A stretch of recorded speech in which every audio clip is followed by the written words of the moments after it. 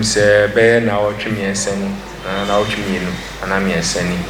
na me ne me management koshia sports minister no ma yeti ase se ehye yebo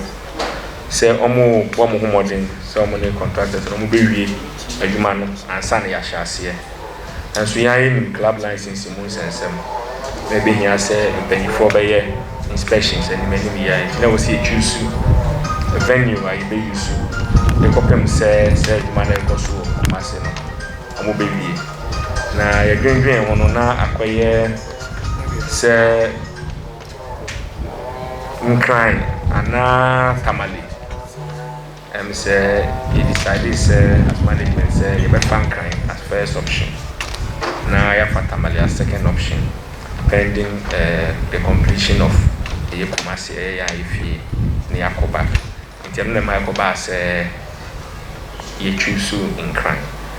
na say in crime so there aye second home ediabwan many times ye bo ha itimi share and in terms of logistics and so share Premier League no structure na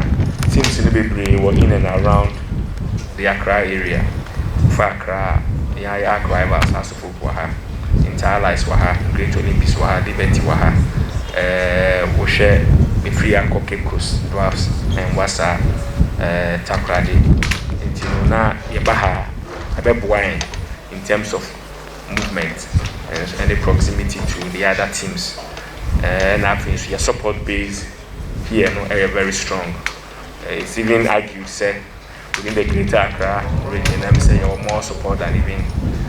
your home base. You know, so no, I bet why. I know the far in crime as the first choice.